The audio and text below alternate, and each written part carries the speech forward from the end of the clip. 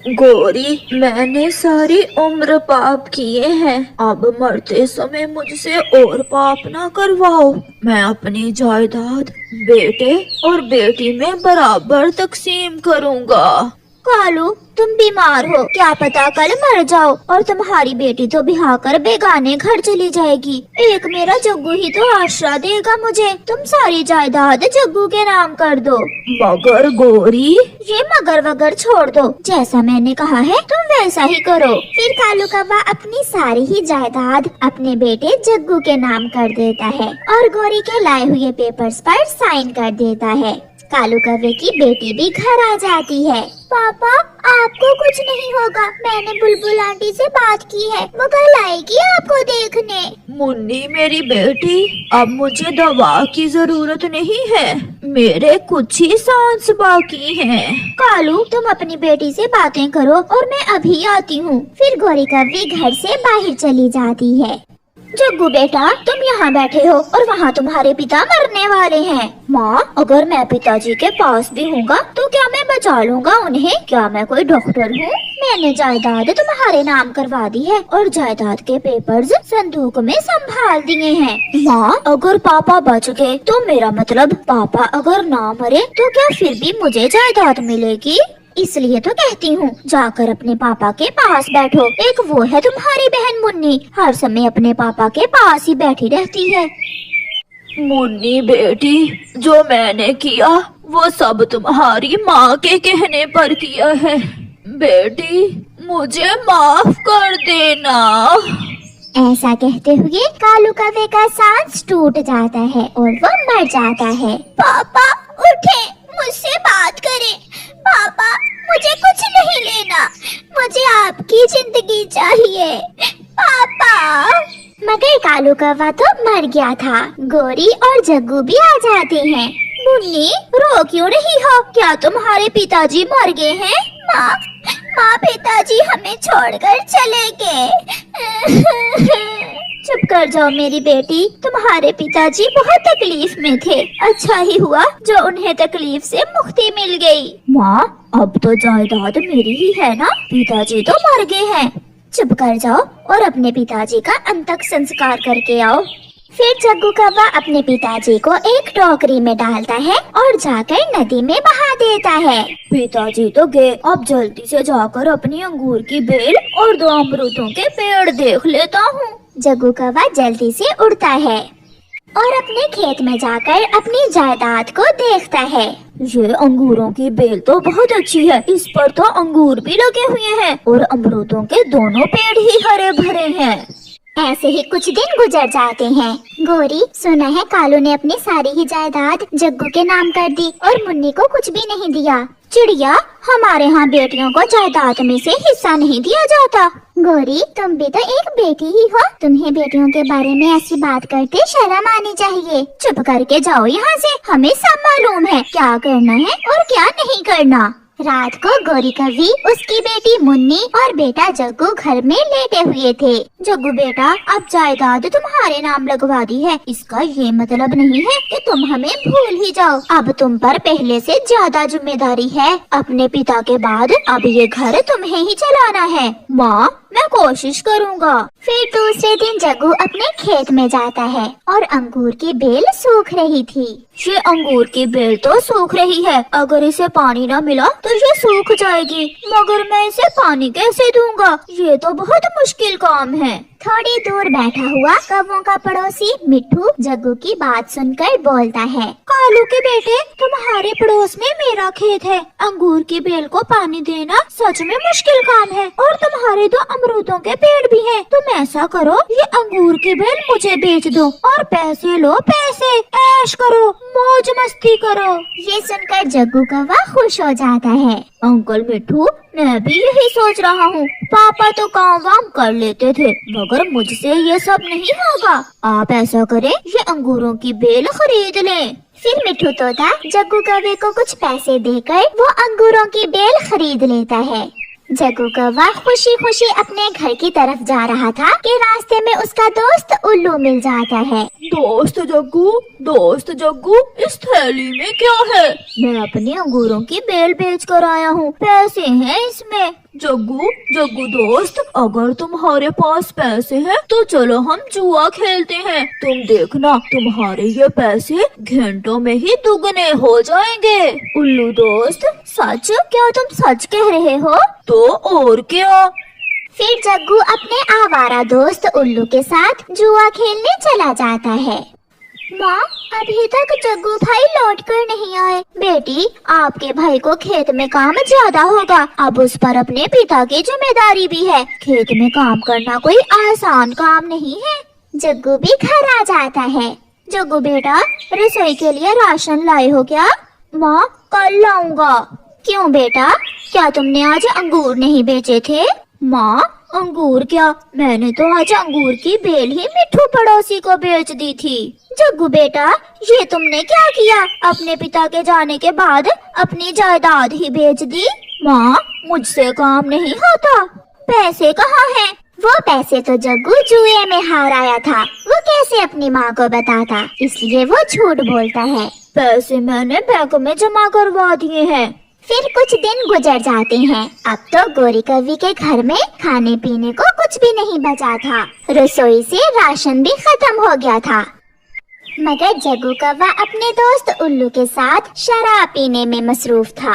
यार जग्गू, ये घर परिवार की तुम कौवों को जरूरत नहीं होती। वो अमरूदों के दोनों पेड़ भी बेच दो और हम दूसरे जंगल जाकर आजादी की जिंदगी जीते हैं।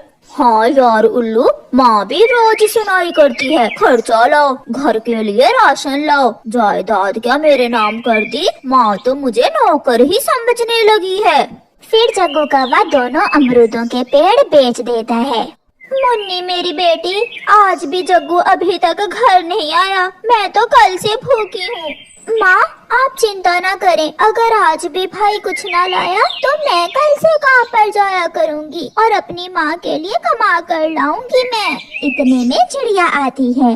गोरी, ये चिट्ठी तुम्हारे बेटे ने दी है तुम्हारे नाम। फिर चिड़िया गोरी कव्वी को चिट्ठी पढ़कर सुनाती है।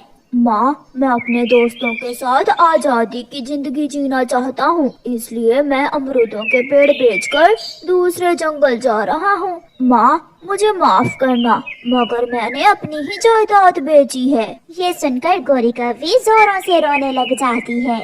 जग्गू बेटा, तुम ऐसा करोगे, ये तो मैंने सोचा भी न था। गोरी बहन, वो समय याद करो जब मैंने तुमसे कहा था कि अपनी जायदाद बेटी और बेटे में बराबर तकसीम करो। माँ, चुप हो जाए, मुझे जायदाद की नहीं आपकी जरूरत है। मैं कमाऊंगी और आपको खिलाऊंगी। भाई छोड़ के तो क्या हुआ, मैं हूँ ना माँ।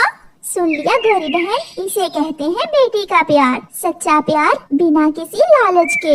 मगर गोरी कव्वी ने जो अन्याय अपनी बेटी से किया था, शायद वो खुद को कभी माफ ना कर सके। प्यारे दोस्तों, बेटा हो या बेटी, उन्हें एक समान जानो। आपका धन्यवाद।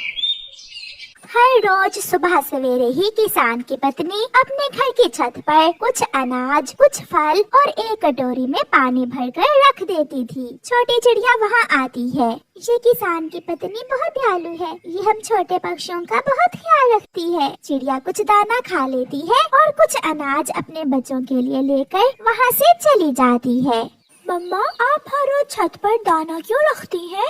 बेटा, क्योंकि हमारे इस अनाज पर पक्षियों का भी अधिकार है। जंगल का बहुत सा हिस्सा काट दिया गया है, इसलिए पक्षियों को जंगल से दाना पानी लेने में बहुत दिक्कत होती है। आज मैं अपने दोस्तों को भी साथ लेकर जाऊंगी। मैं जाकर सबको बता देती हूँ। चिड़िया अपने दोस्तों के पास जाती है। कबूतर भैया, इंसानों की बस्ती में एक घर की छत पर अनाज और फल होते हैं। मैं हर रोज वहाँ से भोजन लेकर आती हूँ, आप भी मेरे साथ आ जाएं। वहाँ कोई खतरा तो नहीं है चिड़िया बहन? नहीं कबूतर भैया, किसान की पत्नी वो सब हमारे लिए ही रखती है। मिठू भैया, आप भी हमारे साथ चलें, हम भोजन लेने जा रहे हैं। फिर वो तीनों दोस्त कालू कौवे के पास जाते हैं। मगर इंसान बहुत बुरे होते हैं, वो बंदूक भी चला देते हैं। नहीं, किसान की पत्नी बहुत दयालु है, उनसे हमें कोई खतरा नहीं है। फिर वो सब दोस्त इंसानों की बस्ती की तरफ जाते हैं। घर की छत पर इतना सारा भोजन देखकर पक्षी बहुत खुश होते हैं। मैं बड़ा हूँ इसलिए सबसे पहले मैं खाऊंगा। नहीं कौवे भैया, हम सब मिलकर एक साथ ही खाएंगे। नहीं, ऐसा नहीं होगा, पहले मैं खाऊंगा। ज्यादा भोजन देखकर कौवा लालच में आ जाता है, इसलिए वो दूसरे पक्षियों को खाने से मना कर देता है और पहले खुद दाना खाता है, फिर फल खाता है और फिर पानी पीकर कहता है, मजा आ गया, अब तुम भी खा सकते हो। फिर दूसरे पक्षी भी दाना खा लेते हैं। हम अपने परिवार के लिए भी दाना इस पोटली में डाल लेते हैं। चिड़िया ऐसे कहती है क्योंकि चिड़िया तो हर रोज अपने बच्चों के लिए भोजन लेकर जाती थी। फिर वो सब पोटली में कुछ अनाज और फल डाल लेते हैं। वो सब वहाँ से वापस जंगल उड़ते हैं।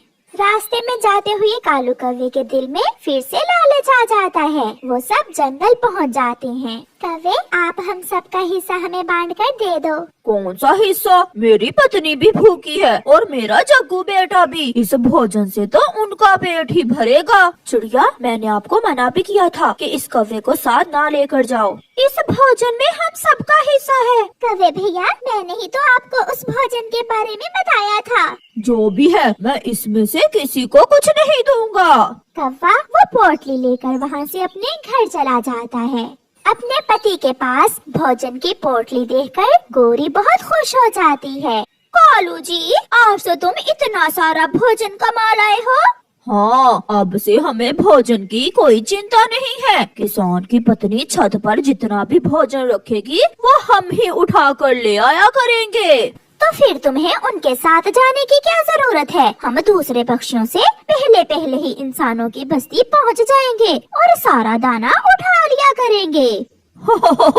ये ठीक है, हम ऐसा ही करेंगे।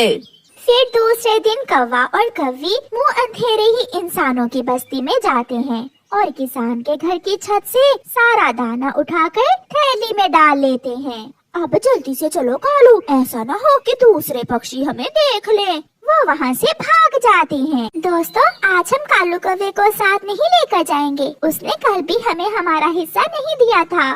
जल्दी चलो, उसके आने से पहले ही हम निकल जाते हैं। फिर चिड़िया, कबूतर और तोता इंसानों की बस्ती की तरफ जाते हैं। यहाँ तो कुछ भी नहीं है, केवल इस कटोरी में पानी ही है। जिसने पानी रखा उसने दाना भी रखा होगा। ये जरूर उन कौवों का ही काम है। हम उनसे पहले नहीं बल्कि वो हमसे पहले ही दाना उठा कर ले गए हैं। हम शिकायत करेंगे। हम किसान की पत्नी से दुष्ट कौवों की शिकायत करेंगे। फिर वो सब आंगन में बैठी हुई किसान की पत्नी के पास जाते हैं। माँ जी, वो दुष्ट कौवे हमें आपका रखा हुआ भोजन नहीं खाने देते। आज फिर हम भूखे रहे हैं। वो सारा ही भोजन उठा कर ले गए हैं। जो खाया सो खाया, बाकी जो बचा वो उठाकर घर ले गए हैं अपने। अगर वो कौवे इतने लालची हैं, तो उन्हें उनके लालच की सजा मिलनी चाहिए। आप सब चिंता न करें, उन कौवों को सजा जरूर मिलेगी। पक्षी किसान की पत्नी से कुछ अनाज लेकर वापस जंगल चले जाते हैं। चिड़िया नदी पर बैठी हुई थी जब गोरी कौवी वहाँ मीठा फल लेकर आती है। ये फल बहुत स्वादिष्ट है। गोरी, कहाँ से लिया है आपने ये फल? ये फल मेरी माँ लेकर आई है मेरे लिए। आपकी माँ लाई है या किसान के घर की छत से उठा कर लाए हैं आप?